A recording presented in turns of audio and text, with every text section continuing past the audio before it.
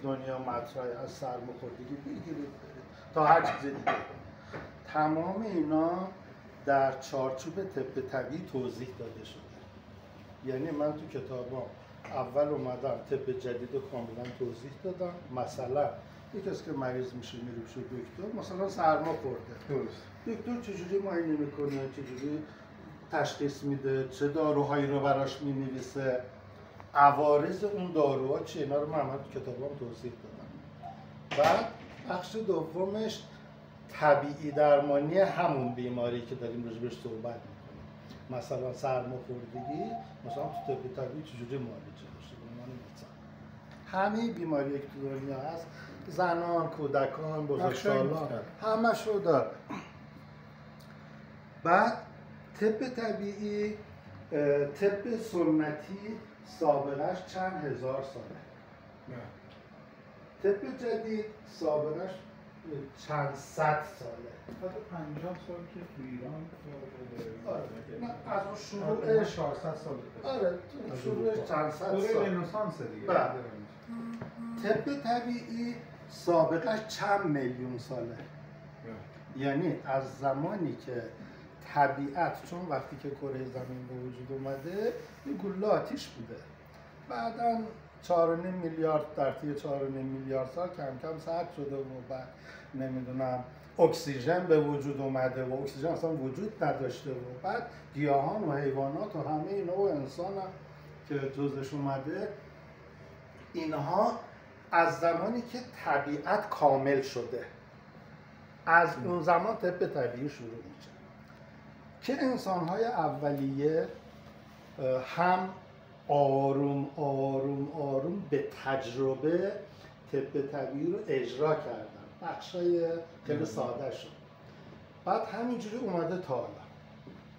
یعنی ما اگه طب طبیعی رو بخوایم حذف کنیم بذاریم کنار، اصلا انسان نمیتونه که زندگی کنه، حتی نمیتونه نفس بکشه، نمیتونه غذا بخوره، هیچ کاری نمیتونه بکنه.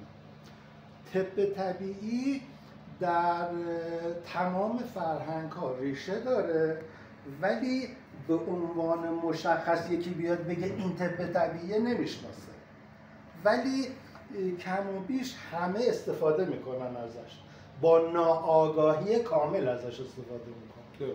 حالا اگه آگاهی پیدا کنم که دیگه چه عالی. اینه که حالا شما یه روز اگه تشریف آوردید دفتر من، اونجا من همه کتابام هست، اسمشون روشونه، شما هر کدومو باز کنید میبینید راجع به بیماری‌ها طب جدید توضیحاتش چیه، طب طبیعی توضیحاتش چیه. ما در طب طبیعی به هیچ عنوان چیزی به نام دارو نداریم. اصلا طب طبیعی طب بدون داروه. در طب طبیعی بیماری هم وجود نداره. یعنی اگر یک کسی زیر چتر حمایتی طب طبیعی خودش قرار بده، هم این که مریضی‌هاش خوب میشه، همین که اصلا دیگه مریض نمیشه. ما در طب طبیعی حداقل عمر رو 100 سال داریم. یعنی یک کسی با قوانینی که ما داریم میگیم تو طب طبیعی اجرا بکنه، بین 100 تا 150 سال عمر میکنه بدون اینکه مریض بشه. من خودم الان میتونم به شما بگم چند ده ساله که سرما نخوردم. یعنی ما در طب طبیعی چیزی به نام سرماخوردگی نداریم اصلا. درست. نه اینکه درمان نداره ها.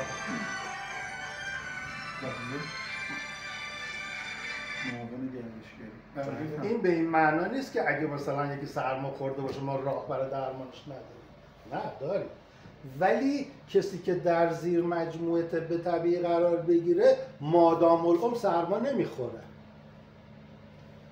درست. ما در طب طبیعی چیزی به نام آلودگی و میکروب و ضد عفونی اینا به اون شکلی که در طب جدید 100% مورد نظره، در طب طبیعی در حاشیه است. یعنی زیاد مهم نیست. یعنی مثلا بنده میتونم جلوی شما مثلا یه خراش بدم، دستم خون بیاد، بمالم اینجا، بمالم رو زمین، بمالم کف پای کفش شما که حالا کفش پر آلودگی کف کفش هست، هیچ اتفاقی برام نمیفته. من مثلا در طب طبیعی میتونم جلو شما رگمو بزنم، خونم جت کنه بره تو اون پنجره، همینجا هم جلوشو میگیرم، معالج همینجا درمانش میکنم، نه احتیاج به بتادین دارم نه احتیاج به هیچ چی ندارم. طب طبیعی اینجوریه و یه جوری باور نکردنیه. من در طی این 45 سالی که مریض میبینم که دیدم، الان چند ساله نمیبینم، 100,000 تا مریض دیدم. بله. توی این 100,000 تا مریض تمام مریضای من برای من پروژه تحقیقاتی بودن. بدون اینکه مریض بفهمه من روش کارهای تحقیقاتی انجام میدادم. البته تحقیقات در طب طبیعی 100% بی خطره. مثل تحقیقات در طب جدید نیست که باید سالها تحقیق بشه و رو هزاران نفر، اول رو حیوانات و بعد انسان. اون داستانات تو طب طبیعی نیست. طب طبیعی طب طبیعی بی خطرترین طب دنیا، ارزونترین طب دنیا و در همه جا قابل اجراست. یعنی من اگه برم توی بیابون مریض رو میتونم معالجهش کنم، نه احتیاج به مرکز پزشکی دارم، نه احتیاج به داروهای ضد عفونی دارم، هیچی. اینها ویژگی های طب طبیعیه که هیچ پزشکی تو دنیا نمیدونه که طب طبیعی چیه، فقط من میدونم. علتی که من میدونم برای اینکه من عمرم رو روی این کار گذاشتم. من از اول سال اول دوم دانشجویی گذاشتم که طب طبیعی. چی خوندید شما؟ من یعنی پزشکی خوندید؟ بله دیگه. چی خوندید؟ عمومی خوندید؟ بله. نه پزشکی عمومی خوندید؟ بله. بعد از سال دوم دانشگاه من شروع کردم رو طب طبیعی کار کردم. یعنی هرچی که تو دانشگاه استاد میگفت و ما یاد میگرفتیم و هر کاری میکردیم، من اینو با زاویه طب طبیعی دنبالش بودم که حالا این با زاویه طب طبیعیمون چیکارش میتونیم بکنیم. از همون اول یواش یواش یواش یواش اومد بالا که تبدیل به این کتابا شده که سال آینده چاپ بشه. ببینید یه جمله من عرض کنم خدمت شما و اونم اینه که اصولاً خب همه کسایی که تو حوزه‌های ما کار میکنن، حالا به عنوان طب سنتی یا هر اسم دیگه بگیم، منم که اصرار میکنم به پرشین مدیسین، بخاطر اینکه ثبت جهانی شده.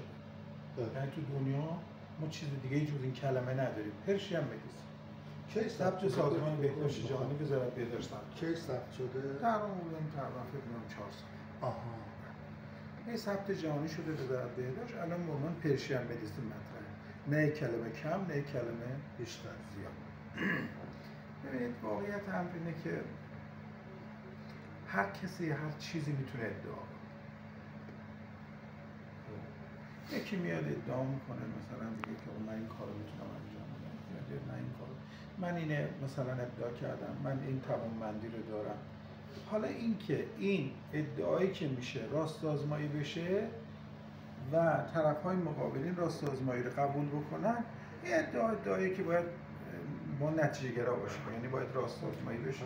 که شما مثلا به عنوان مثال میفرمایید یه رگی میزنیم خون میره باشه و بند نمیاد، بند میاد و ما میتونیم بدون پانسمان فلان اینا باز راست آزمایی نیاز. درسته. و منم فکر میکنم اگر خود روسا بفهمن یه همین چیزی میشه، اوکراین دیگه اصلا مشکلش حله. یعنی سربازایی که روس هستن اونجا جنگی به قول معروف مجروح میشن دیگه، این روش یاد بگیرن دیگه، بله. پانسمان احتیاج به دارو خیلی نداره. از جنگای دیگه هم همینطور. بله. ببینید من میخوام بگم که هر چیزی که هر کسی ادعا میکنه، اون بحث راست آزمایی این کار اشکال کار. یعنی من خودم به هیچ عنوان باور نمیکنم این موارد که شما حالا در بعضی از نکات خاص دارید باور نمیکنم، مگر اینکه راست آزمایی بشه. اگه با چشتون بدید. آره دیگه نه راست آزمایی بشه دیگه. ما هم که اگر در حوزه طب سنتی درمانی انجام میدیم، ما اولش هم میگیم آقا جون طب سنتی نهایتا میتونه 60-70% مشکلات افراد رو حالا با واریشن های مختلف، بعضی‌ها رو علائم درمانی کنه، بعضی‌ها رو درمان کامل بکنه، بعضی‌ها رو به اصطلاح درمان جایگزین باشه. اما کسی که پاش شکسته، حالا هی ما اصرار کنیم که آقا ما با طب سنتی انجام بدیم، نه اون حتما باید جراحی بشه. ما که دستش قطع شده باید پیوند بشه. اونی که بیمار قلبیه به اصطلاح دیگه حالا در معرض خطر به اصطلاح چیزا باید درمان. یعنی میخوام بگم که طب سنتی با همه داشته‌هاش و قنایی که داره هیچ موقع مقابل طب نوین نیست. کمک حال اونه، آلترناتیو، یعنی اول طب نوین ما مطرحه، بعد کنارش طب سنتی کمک حال است و بیشتر هم مریضای سرطان. یعنی مریضی میاد سر حال شادابه، تو مشکل کنارم داره اونم حل میکنه. ولی اینکه هم مثلا کسی ادعا بکنه آقا من نمیدونم فلان میکنم و همان میکنم، یه ادعاهایی که اینا ثابت کردنش در جامعه ما بسیار بار منفی داره و تبعات بسیار پیچیده‌ای داره. پیشنهاد من به شما آقای دکتر، با توجه به اینکه من سال‌هاست مسئولم، عرض کردم بخش‌های مختلف اینها، پیشنهادم به جناب عالی یک کلمه است و اونم اینه که هر چیزی که به قول معروف دانشی که دارید، من به اون دانش احترام میذارم، این دانشتون رو بیارید تو کاتگوری‌های بالینی که اون مراحل اثباتیش تموم بشه و به عنوان یک علم مطرح بشه. درسته. شما من اکید به شما تاکید میکنم، خام فروشی نکن. یعنی یک چیزی ادعایی نکنید که بعدش اثبات کردنش به قول من حاشیه‌هاش بزرگتر از خود متن باشه. بنابراین اگر در حوزه طب سنتی من و طب ایرانی بخوام یک کلمه بگم، اینه که طب ایرانی یک روش خوب، کم آزار، کم عارضه، باز بی عارضه نیست، کم عارضه و مؤثر با هزینه‌های بسیار پایین برای چه مردم داخل کشوره چه خارج کشور. هیچ ادعایی هم نداریم درمان‌ها رو درمان می‌کنیم، نه همه درمان‌ها رو درمان می‌کنیم. هیچ ادعایی هم نداریم که نمی‌دونم مقایسه کنیم طب ایرانی رو، طب سنتیمون رو با طب‌های دیگه بگیم مال ما بهتره، مال اون بهتره. نه، این ادعا هم نداریم. ولی قنای طب ایرانی به قول قدیمی قابل معامله نیست. ولی این هم محدوده درمان داره، یعنی حدودی داره که همینجور که طب چینی میتواند یه بخشی از بیماران دنیا رو درمان بکنه و الان در تمام دنیا الان طب چینی و کوپانچر بابش هست، همینجور که طب هندی میتواند به اصطلاح کمک حال بشر باشه، طب ایرانی هم قریب به یقین یکی از ستونهای درمان در دنیا. من اینو میتونم بگم. آقای دکتر من خوشحال شدم، من جسارتاً